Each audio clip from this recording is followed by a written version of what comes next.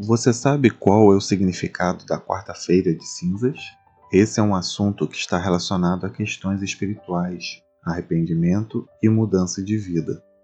O que diz a Bíblia sobre o verdadeiro arrependimento?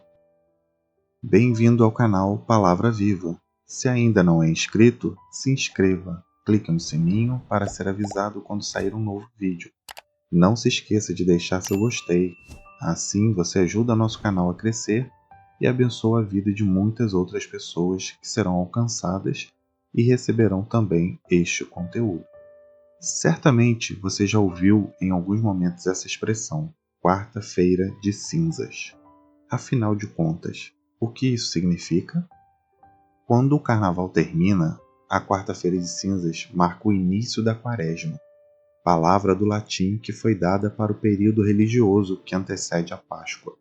Após os 4 dias de folia, os religiosos vão às igrejas em busca de perdão divino e se abstêm de muitas práticas nesses 40 dias, como sinal de remissão de seus pecados. É o início dos 40 dias de comunhão com Deus.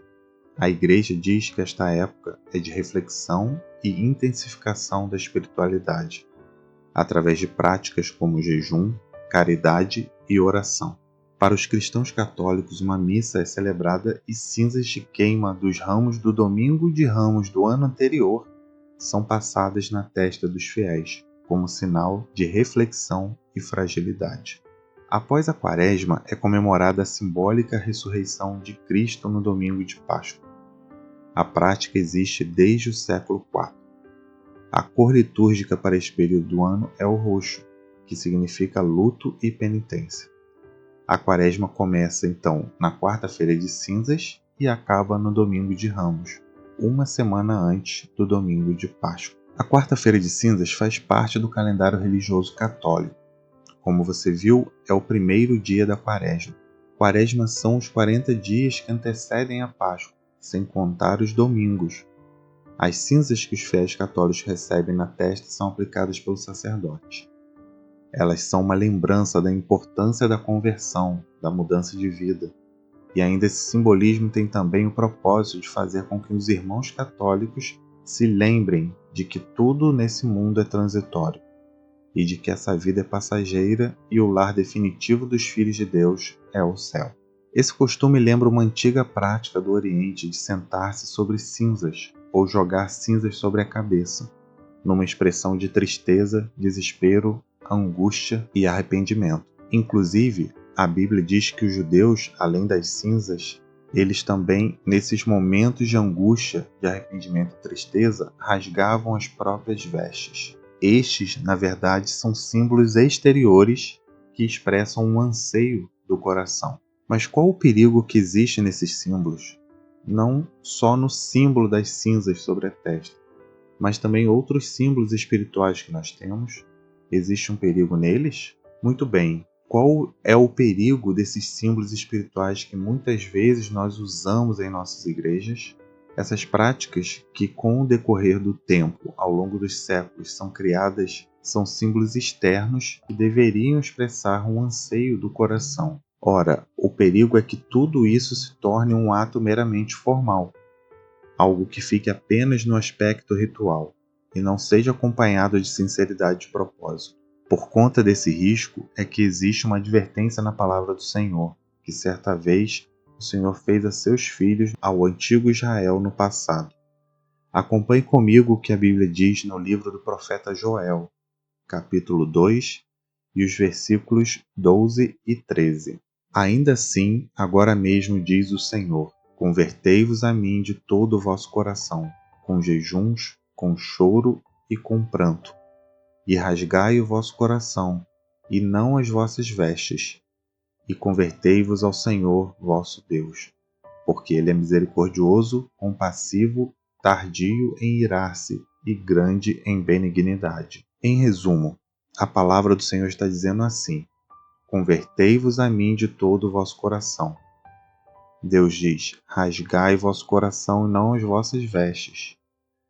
É como se o Senhor estivesse dizendo assim: não adianta rasgar as vestes se não está rasgando o próprio coração.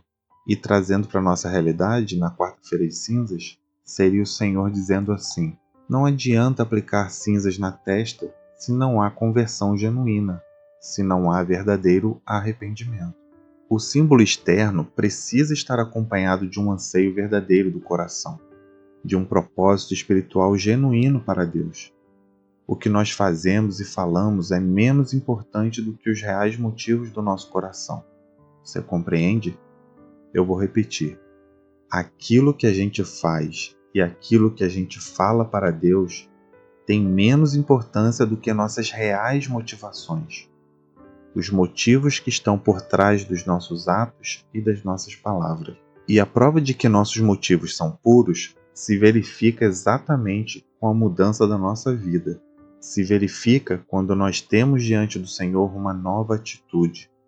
Uma atitude de fidelidade à sua palavra, de fidelidade à orientação do Senhor. Quando a gente busca conversão, é quando a gente busca nova vida.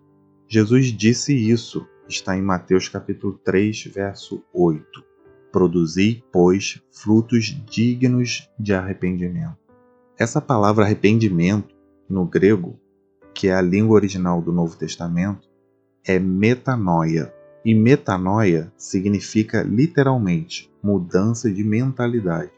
Quando existe genuíno arrependimento, mudança de mentalidade, consequentemente há uma mudança de vida. Nós reorientamos a vida, temos novas prioridades, temos uma nova vida, temos um novo rumo. Dentro desse contexto de arrependimento, uma declaração bíblica muito maravilhosa está na segunda carta de Paulo aos Coríntios, capítulo 7, verso 10. Está escrito assim: porque a tristeza segundo Deus produz arrependimento para a salvação, que a ninguém traz pesar, mas a tristeza do mundo produz morte. A tristeza segundo Deus produz arrependimento, e esse arrependimento é para a salvação. Mas a tristeza do mundo produz morte. A tristeza segundo o mundo consiste apenas em pesar pelas consequências do pecado, e não pelo pecado em si, não pelos motivos egoístas do nosso coração.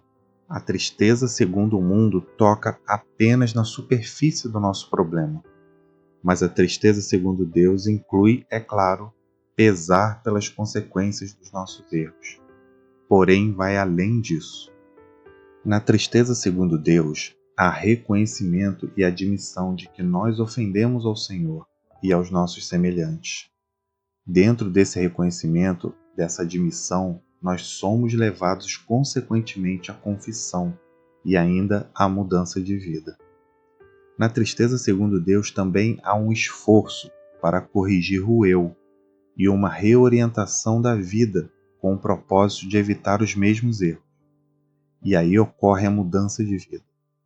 Em síntese, é assim: a tristeza segundo Deus, que nos leva ao arrependimento, produz em nós confissão e mudança de vida. Posso citar para você alguns exemplos bíblicos nesse sentido. Pensando no Antigo Testamento, temos o rei Saul e o rei Davi. Inclusive, Saul foi o primeiro rei de Israel e Davi o segundo. Os dois cometeram erros, claro, os dois. Quando a gente analisa o texto bíblico, sentiram pesar pelos seus erros. No entanto, a Bíblia diz que Davi experimentou a verdadeira tristeza pelo pecado, que o conduziu à confissão, à mudança e uma nova vida, enquanto que Saul sentiu apenas tristeza pelas consequências do seu erro, e assim foi conduzido ao desespero e ao suicídio. E agora, pensando no Novo Testamento, temos Judas e Pedro, Judas Iscariotes e Simão Pedro, os dois discípulos do Senhor Jesus Cristo. Você conhece a história deles, sabe que nos momentos finais da vida de Cristo aqui na Terra, tanto Judas quanto Pedro erraram em relação a Jesus. Judas traiu o Mestre e Pedro negou o Senhor 3 vezes.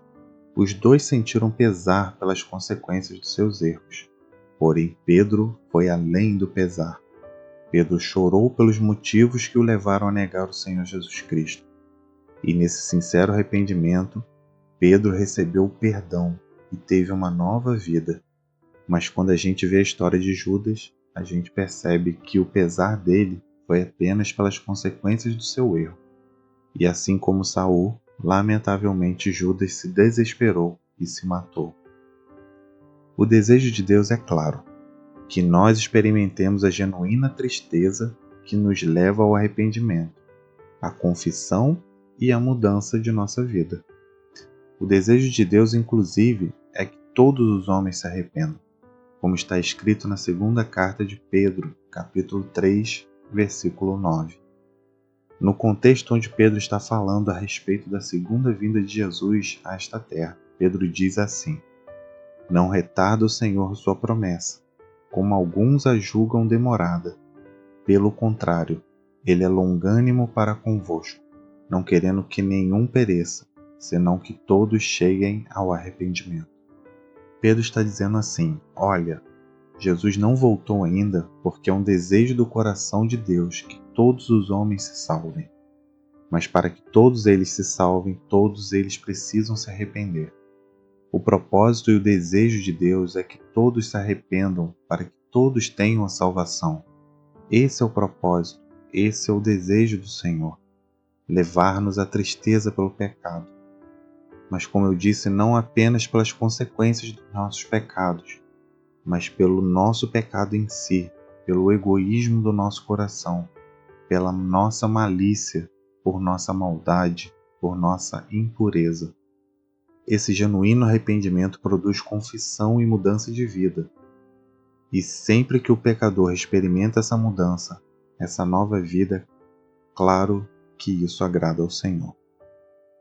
Jesus conta no capítulo 15 de Lucas 3 parábolas, 3 histórias. As parábolas eram histórias que o Senhor Jesus criava para ilustrar os seus ensinamentos. Jesus conta a parábola de um homem que possuía 100 ovelhas e uma se extraviou. E ele foi buscá-la, e quando a encontrou, a colocou nos seus próprios braços e trouxe a sua ovelha que havia extraviado. E disse para os seus amigos e seus vizinhos: Alegrem-se comigo, porque a minha ovelha que estava perdida foi encontrada. E aí Jesus disse assim: da mesma forma haverá alegria no céu por um pecador que se arrepende. Então Jesus contou a outra parábola de uma mulher que possuía 10 moedas e perdeu uma. Diligentemente a mulher procurou a sua moeda perdida, e quando a encontrou, chamou as amigas, chamou os vizinhos e a mesma coisa disse: Alegrem-se comigo, porque eu achei a minha moeda que estava perdida. E Jesus outra vez disse da mesma forma: alegria no céu.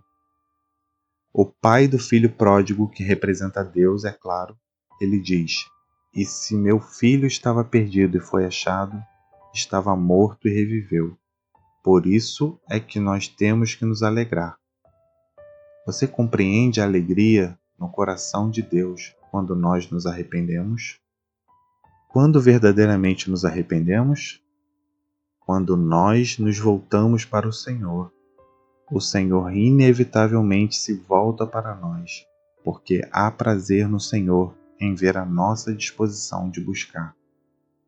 Lá na carta aos Romanos, capítulo 5, verso 20, está escrito: Onde abundou o pecado, superabundou a graça. Significa dizer que há mais graça no coração de Deus do que pecado em nossa vida. E talvez você esteja pensando assim: mas é que você não me conhece, não sabe quantas bobagens já fiz, quantas coisas erradas tenho feito na vida. Eu insisto com você, há mais graça no coração de Deus do que pecado em sua vida. O perdão de Deus é oferecido a você e a mim. Louvado seja o nome do Senhor. Detalhe importante: nós não fazemos o que é certo para sermos amados. Nós fazemos o que é certo porque somos amados. Em outras palavras, eu posso lhe dizer, nós não nos arrependemos para sermos amados, mas porque nós somos amados é que nós nos arrependemos. É Paulo também que diz em Romanos, capítulo 2, verso 4, a bondade de Deus é que te conduz ao arrependimento. E ainda está escrito 2 Coríntios, capítulo 5, verso 14. O amor de Cristo nos constrange. É o amor de Cristo que nos encanta, que nos aproxima dele, que nos conquista, que nos leva ao arrependimento. Bendito amor do nosso Senhor. Gostaria de ler só mais um verso, agora em Isaías, capítulo 61. Nesse texto, o profeta está falando a respeito daquela que seria a missão do Messias que estava para vir. Inclusive, quando Cristo esteve aqui neste mundo, ele leu esse texto na sinagoga judaica e disse que essas palavras estavam se cumprindo naquele momento, porque, é claro, ele era o Messias. Acompanhe comigo Isaías 61, verso 3, está escrito: E por sobre os que estão de luto, uma coroa em vez de cinzas, óleo de alegria em vez de pranto, vestes de louvor em vez de espírito angustiado, a fim de que se chamem carvalhos de justiça, plantados pelo Senhor para a sua glória. Quando você recebe o perdão de Deus, então se cumpre essa palavra. Uma coroa em vez de cinzas, ou seja, Deus me dá vitória em vez de derrota, alegria em vez de pranto, festa de louvor em vez de espírito angustiado. Não tem preço que pague a paz que vem ao nosso coração quando arrependidos confessamos os nossos pecados, experimentamos o perdão de Deus e pelo poder do Espírito Santo de Deus recebemos capacidade, habilidade, poder para termos uma nova vida.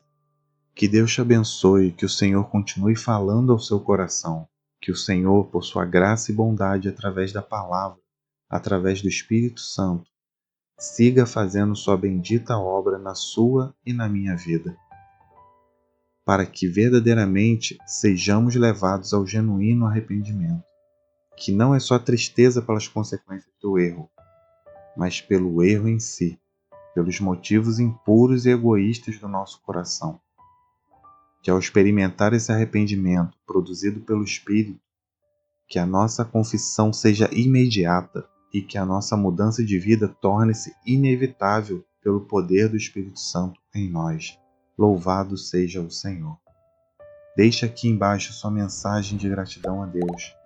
Não se esqueça de deixar também seu like e compartilhar esse vídeo em suas redes sociais. Que a paz do Senhor Jesus esteja com você e sua família. Um abraço e até nosso próximo vídeo.